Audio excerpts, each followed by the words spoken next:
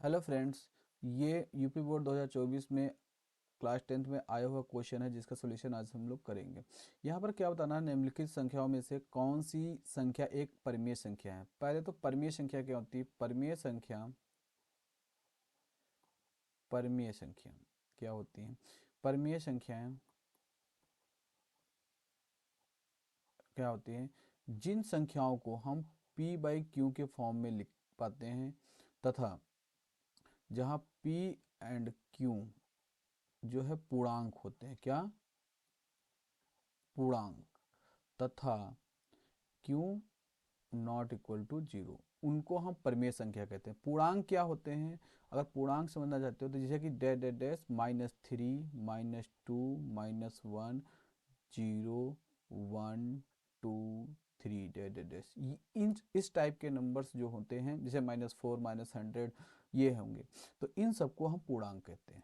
तो परिमेय संख्या बेसिकली क्या होगी? p बाई क्यू के फॉर्म में होनी चाहिए, जहाँ p और q क्या होने चाहिए? पूर्णांक होने चाहिए, और q not equal to zero, उसको हम परिमेय संख्या कहते हैं। जैसे ऑप्शन ए पहला देखते हैं, तो यहाँ पर देखिए कि √3 डिवाइडेड बाई √5 है। सो यहाँ √3 एंड √5 ये दोनों ही पूर्णांक नहीं है, तो ये परिमेय संख्या नहीं है, क्योंकि ये √3 है, ये √5 है। ऑप्शन बी को हम देखेंगे, जिसे √2 इंटू √7 है, तो आपको पता है कि हम लोग इसको क्या लिख सकते हैं? √2 इंटू √7 लिख सकते हैं। तो क्या है? √14। सो ये √14 है और रूट के अंदर है 14, तो ये क्या एक परिमेय संख्या नहीं है। ऑप्शन सी, ऑप्शन सी को देखेंगे, √5 प्लस √7 इंटू √5 माइनस √7।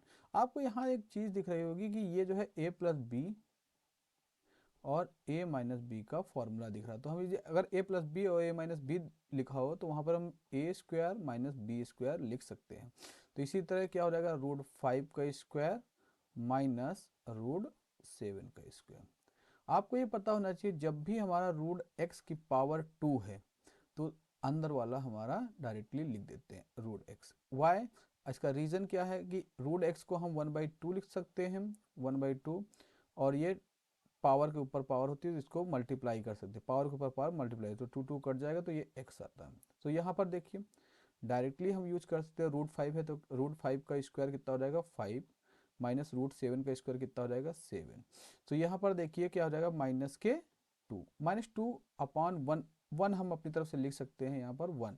तो ये देखो -2 एंड 1 बोथ आर पूर्णांक, दोनों ही क्या है? पूर्णांक। अतः जो है हमारी ये संख्या सी जो है एक, ये जो संख्या लिखी है ये क्या है?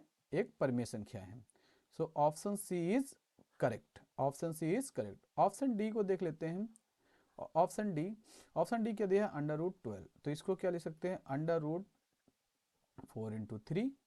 सो 4 का रूट क्या हो जाएगा? 2, √3, 3 स्टिल बाहर, तो √3 क्या है? एक अपरिमेय संख्या है।